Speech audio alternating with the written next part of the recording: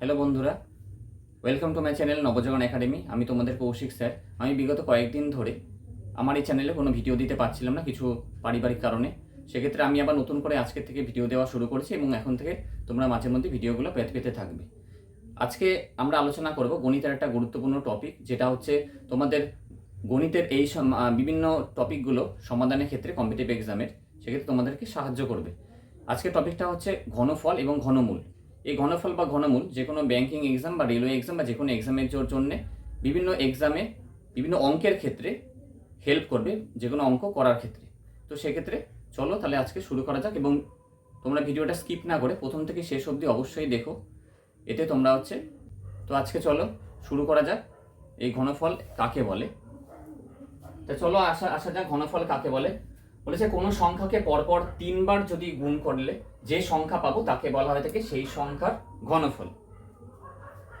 কোনো সংখ্যাকে পরপর 3 বার গুণ করলে যে সংখ্যা পাবো তাকে সেই সংখ্যার ঘনফল বলে।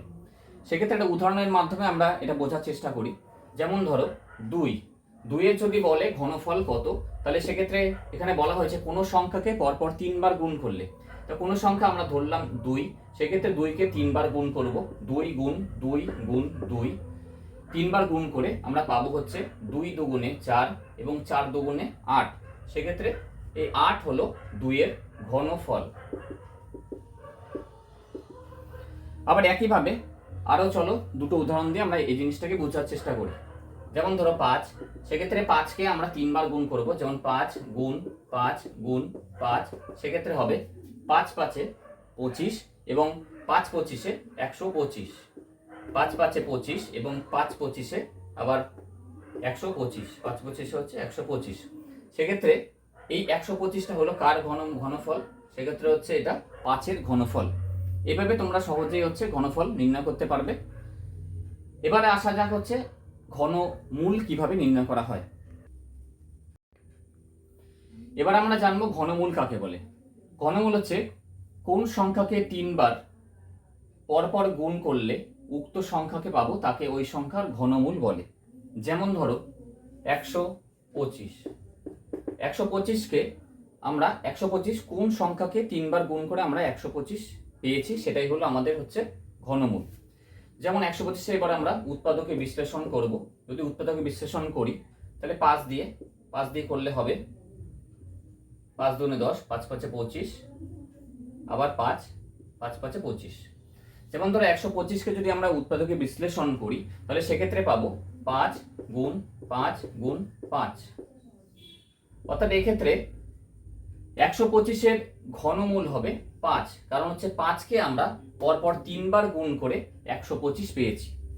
অর্থাৎ 125-এর যদি ঘনমূল বার করতে বলে তাহলে সেক্ষেত্রে উত্তরটি হবে 5, কারণ আমরা 3টে সংখ্যা পাচ্ছি 5-এর, যে 3টে পাচ্ছে 5 গুণ করে আমরা উক্ত সংখ্যা অর্থাৎ 125কে পেয়েছি। আরো একটা দুটো উদাহরণ দিয়ে বোঝানো যাক। তারপরে ধরো 64কে যদি আমরা ভাঙাই, 64 লাস্ট এককের সংখ্যাটি যেহেতু রয়েছে জোড় সংখ্যা, সেক্ষেত্রে আমরা 2 দিয়ে করতে পারি। 2 দিয়ে যদি করি তাহলে হবে 32, আবার 2 দিয়ে যদি করি 16 দুগুণে 32, আবার 2 দিয়ে যদি করি 8 দুগুণে 16, 2 দিয়ে করলে 4 দুগুণে 8, আর 2 দিয়ে করলে 2 দুগুণে 4। এক্ষেত্রে দেখা যাচ্ছে এখানে 3টে আর 3টে 6টা টোটাল আমরা 2 পেয়েছি। সেক্ষেত্রে 2 গুণ 2 গুণ 2 গুণ 2 গুণ 2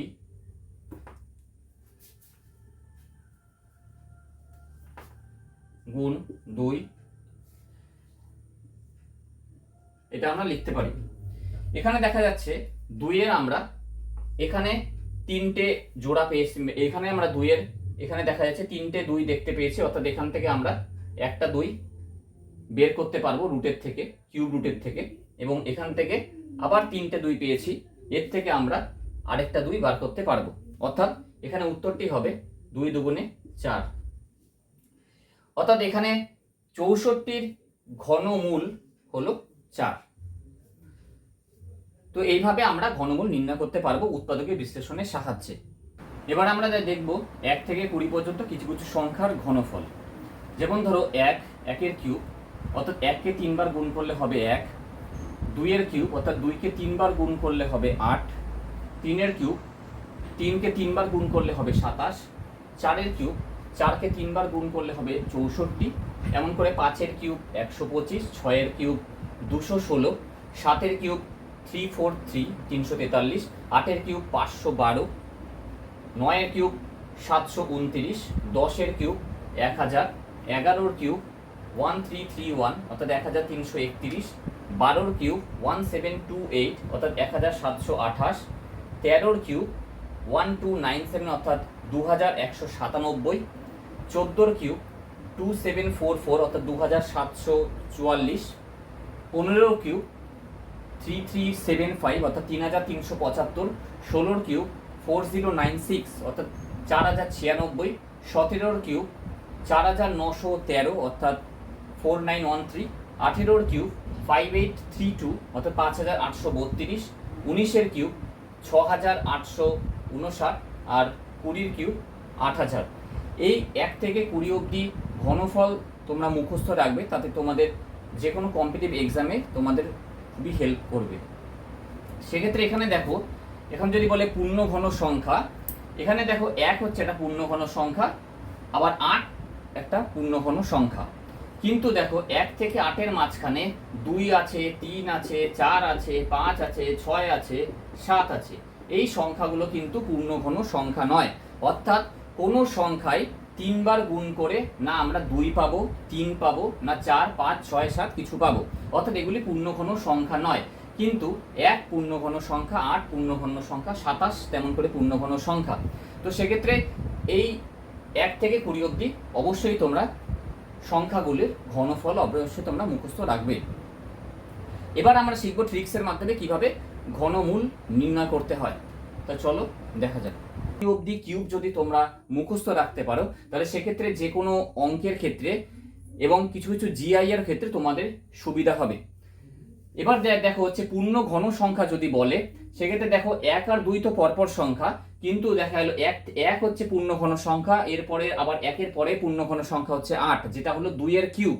কিন্তু দেখো 1-এর পর থেকে অর্থাৎ 2, 3, 4, 5, 6, 7 এই কটা সংখ্যা কিন্তু পূর্ণ ঘন সংখ্যা নয়। অর্থাৎ কোনো সংখ্যাকে কোনো একই সংখ্যাকে 3 বার পরপর গুণ করলে কিন্তু আমরা এর মধ্যে থেকে কোনোটাই পাবো না, না 2 পাবো, 3 পাবো, 4, 5, 6, 7 কিছু পাবো। তো এগুলো তোমরা অবশ্যই মুখস্থ করে নিও এবং পারলে তোমরা স্ক্রিনশট নিয়ে নিতে পারো।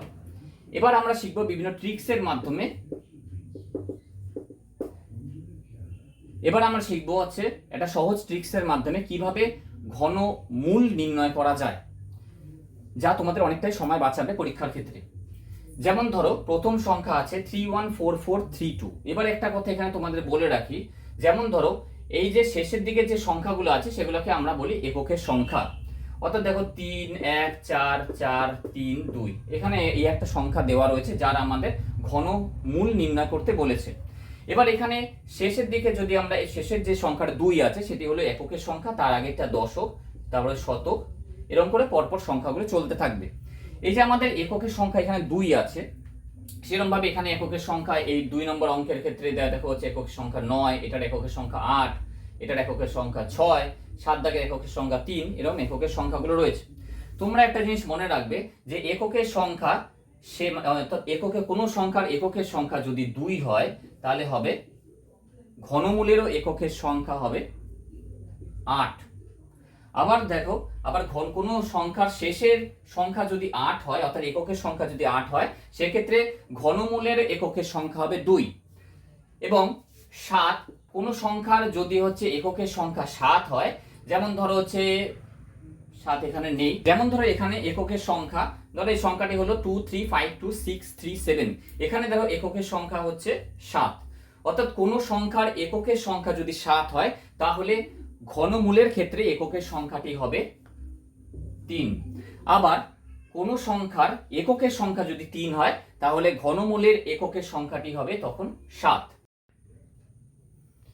এখানে এই 2, 8, 7, 3 এই সংখ্যাগুলো বাদে এককের বাদবাকি যে কোনো সংখ্যাই থাকুক না কেন, সে 1 হোক, 4 হোক, 5 হোক, 6 হোক, 9 হোক, সেক্ষেত্রে সেই এককের সংখ্যাগুলি ঘনমূলের ক্ষেত্রে এককের সংখ্যা হয়ে যাবে। এবার কিছু উদাহরণ দিয়ে তোমাদেরকে বোঝাই।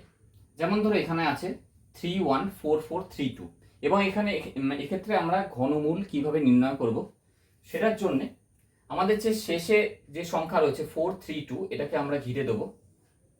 এখানে দেখতে হবে শেষের যে সংখ্যাটা, এখানে আমাদের দেখতে হবে শেষের যে এককের সংখ্যা আছে 2, অর্থাৎ বলা হয়েছিল যে কোনো সংখ্যার ক্ষেত্রে এককের সংখ্যা যদি 2 হয়, কোনো সংখ্যার ক্ষেত্রে এককের সংখ্যা যদি 8 হয় তাহলে ঘনমূলের ক্ষেত্রে হবে 2, আর এককের সংখ্যা যদি 2 হয় তাহলে ঘনমূলের ক্ষেত্রে হবে 8। আর কোনো সংখ্যার শেষে অর্থাৎ এককের সংখ্যা যদি 7 হয় তাহলে ঘনমূলের ক্ষেত্রে এককের সংখ্যাটি হবে 3। আবার কোনো সংখ্যার শেষে অর্থাৎ এককের সংখ্যা যদি 3 হয় তাহলে ঘনমূলের ক্ষেত্রে এককের সংখ্যাটি হবে 7।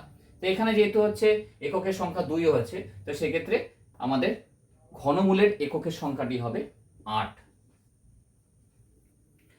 এবার সেক্ষেত্রে এই 432 বাদ বাকি যেটুকু অংশ ঘিরে দিয়েছি তা বাদে আমাদের সংখ্যা রয়েছে 314 অর্থাৎ 314।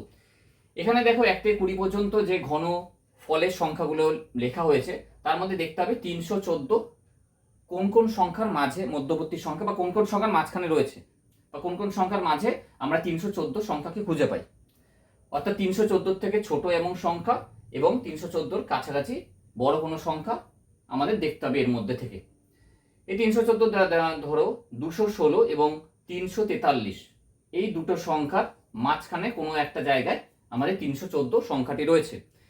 এক্ষেত্রে এর 314 ছোট সংখ্যাটি হলো 216, যেটা একটা ঘনফলের সংখ্যা, যেটা হলো 6 এর কিউব, এবং এর কাছাকাছি যেটি বড় সংখ্যা যেটি পূর্ণ ঘন সংখ্যা সেটা হলো হচ্ছে 7 এর কিউব অর্থাৎ 343। এর মধ্যে যেটা ছোট সংখ্যা অর্থাৎ 6 সেটি হলো আমাদের দশকের সংখ্যাটি হবে, অর্থাৎ সেক্ষেত্রে 8 এর আগে সংখ্যাটি হবে হচ্ছে 6। অর্থাৎ এই 314432 হলো 68 এর ঘনফল। অর্থাৎ 68 কে যদি 3 বার আমরা গুণ করি তাহলে সেক্ষেত্রে আমরা সংখ্যাটি যেটা পাবো সেটা হলো 314432। পরবর্তী সংখ্যাটি দিয়ে আবার আমরা দেখি। আমাদের দ্বিতীয় সংখ্যাটি হলো 1685159। এখানে এককের সংখ্যাটি দেখা যাচ্ছে হচ্ছে 9। এক্ষেত্রে বলেছিলাম যে কোনো সংখ্যার শেষে অর্থাৎ এককের সংখ্যাটি যদি 8 হয় তাহলে ঘনমূলের এককের সংখ্যা হবে 2, আর 2 হলে হবে 8। আবার 7 যদি কোনো সংখ্যার শেষে এককের সংখ্যাটি হয় 7 তাহলে ঘনমূলের এককের সংখ্যাটি হবে 7, এবং কোনো সংখ্যার শেষে এককের সংখ্যা যদি 3 হয় তাহলে ঘনমূলের এককের সংখ্যাটি হবে 7। এবং এই 4টি সংখ্যা ছাড়া বাদবাকি যে কোনো সংখ্যার ক্ষেত্রে এককের সংখ্যাটিই হবে আমাদের ঘনমূলের এককের সংখ্যা। যেহেতু এখানে হচ্ছে এককের সংখ্যাটি রয়েছে 9, তাই ঘনমূলের এককের সংখ্যাটিও হবে 9। এবার আমরা আছে কি করব, এবার আছে শেষের যে 3টি সংখ্যা আছে সেটাকে আমরা ঘিরে দেবো, এবং তারপরে যে সংখ্যাগুলো পড়ে থাকে সেটা হলো 1685। এবার এটা দেখতে পাবো অর্থাৎ 1685 থেকে ছোট এবং 1685 কাছাকাছি যে পূর্ণ ঘন সংখ্যা কোনটা সেটা আমরা দেখতে পাবো। 1685 কোন কোন সংখ্যার মাঝখানে কোনো একটা স্থানে থাকতে পারে সেটা আমরা দেখব এই পূর্ণ ঘন যে সংখ্যাগুলো লেখা হয়েছে তার মধ্যে থেকে। দেখো 1685 অর্থাৎ এটা রয়েছে এই 11 কিউব অর্থাৎ 1331 এবং 12 কিউব অর্থাৎ 1728 এই দুটো সংখ্যার কোনো একটা জায়গায়। এর মধ্যে থেকে তাহলে ছোট যে পূর্ণ ঘন সংখ্যাটি হলো সেটি হলো 1331, অর্থাৎ এটি কার ঘন, সেটি হলো 11 ঘন, অর্থাৎ এর সামনে আমরা বসিয়ে দেবো 11। অর্থাৎ এই সংখ্যাটির ঘনমূল হলো 119। অর্থাৎ 119কে যদি আমরা 3 বার গুণ করি তাহলে সেক্ষেত্রে আমরা পাবো হচ্ছে 1685159। তারপরে আসা যাক তৃতীয় উদাহরণে। তৃতীয় উদাহরণে রয়েছে দেখো 6028568। এখানে দেখো এককের সংখ্যাটি 8 আছে যেহেতু, তাই সেক্ষেত্রে এখানে প্রথমে আমরা বলেছিলাম যে 8 থাকলে কোনো সংখ্যার শেষে যদি এককের সংখ্যা 8 হয় তাহলে সেক্ষেত্রে ঘনমূলের ক্ষেত্রে এককের সংখ্যাটি হবে 2, তা আমরা শেষে 2 বসিয়ে দিলাম। শেষের আমরা 3টে সংখ্যাকে আমরা বাদ দিয়ে দিলাম, এবং তারপরে হচ্ছে শেষে 3টে সংখ্যা ঘিরে দেওয়ার পর সামনে যে সংখ্যাটা রয়েছে সেটা হলো 6028 অর্থাৎ 6028। এবার এটা দেখতে হবে কোন কোন পূর্ণ ঘন সংখ্যার কোন মধ্যবর্তী কোন একটা স্থানে আছে। তো এটা আমরা দেখি। এটা আমরা পাবো হচ্ছে এই 18 কিউব অর্থাৎ 5832 এবং 19 কিউব 6859 এর কোনো মধ্যবর্তী কোনো একটা স্থানে।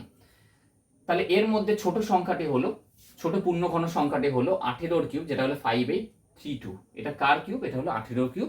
অর্থাৎ আমরা সামনে আমরা বসিয়ে দেবো হচ্ছে 118, অর্থাৎ সংখ্যাটি হলো 182। অর্থাৎ 182 কিউব হচ্ছে 6028568। চলো আমরা পরের আরেকটি উদাহরণে দেখা যাক। 5 দাগের উদাহরণটা আমরা নিই। 3796416। এখানে এককের সংখ্যাটি হলো যেহেতু 6, তাহলে সেক্ষেত্রে আমরা ঘনমূলেরও এককের সংখ্যাটি আমরা 6 বসিয়ে দেবো এবং শেষে তিনটি সংখ্যা আমরা ঘিরে দেওয়ার পর বাকি যে সংখ্যাটি থাকে 3796। এই তিন দেখতে হবে 3796 কার কার মধ্যবর্তী কোন একটা স্থানে রয়েছে। তো এটা রয়েছে দেখো এই 15 কিউব অর্থাৎ 3375 এবং 16 কিউব 4096 এর মধ্যবর্তী কোন একটা স্থানে। অর্থাৎ এর মধ্যে ছোট সংখ্যাটি কোনটি? ছোট সংখ্যাটি হলো 3375, অর্থাৎ এটি হলো 15 কিউব। সেই সংখ্যাটি আমাদের সামনে বসিয়ে দিতে হবে। অর্থাৎ এর উত্তরটি হলো, এর ঘনমূলের উত্তরটি হলো 156। এই 156 অর্থাৎ এই সংখ্যাটি হলো 3796416 এর ঘনমূল হলো 156। অর্থাৎ 156 এর ঘনফল হলো 156 এর ঘনফলের সংখ্যাটি হলো 3796416। চলো পরবর্তী আরেকটা উদাহরণে যাওয়া যাক। 7645373। এখানে দেখো এই সংখ্যাটির শেষে এককের সংখ্যাটি রয়েছে 3, অর্থাৎ সেক্ষেত্রে আমরা যেহেতু 3 রয়েছে তাহলে আমরা ঘনমূলের এককের সংখ্যাটি বসাবো হচ্ছে 7। শেষে তিনটি সংখ্যা আমরা ঘিরে দেওয়ার পর বাকি যে সংখ্যাটি থেকে থাকে সেটি হলো 7645, যেটা রয়েছে দেখো এই 19 এর কিউব 6859 আর 20 কিউব 8000 এর মধ্যবর্তী কোনো একটা স্থানে। তাহলে সেক্ষেত্রে এর মধ্যে ছোট সংখ্যাটি হলো হচ্ছে 19 এর কিউব, যেটা হলো 6859। অর্থাৎ আমরা এর আগে বসিয়ে দেব 19। অর্থাৎ এর যে ঘনমূলটি হলো সেটা হলো হচ্ছে সেক্ষেত্রে এর যে ঘনমূলের সংখ্যাটি হলো সেটা হলো 197। তাই এখানে আর বাদ বাকি আরো কিছু সংখ্যা রয়েছে, তোমরা এর উত্তরগুলি অবশ্যই কমেন্টে জানিও এবং তোমাদের কোনো জায়গায় বুঝতে অসুবিধা হলে অবশ্যই কমেন্টস করে তোমরা বলো। তো বন্ধুরা, ভিডিওটা আজকে এইটুকুই। আজকে ক্লাসটা এখানেই শেষ করলাম। ভিডিওটা ভালো লেগে থাকলে অবশ্যই লাইক আর শেয়ার করে দিও, আর চ্যানেলে নতুন হলে অবশ্যই সাবস্ক্রাইব করে পাশে থাকা বেল আইকনটা প্রেস করে দিও। আর সামনে আবার নতুন কোনো টপিক নিয়ে তোমাদের সাথে দেখা হচ্ছে সামনের কোনো ভিডিও নিয়ে।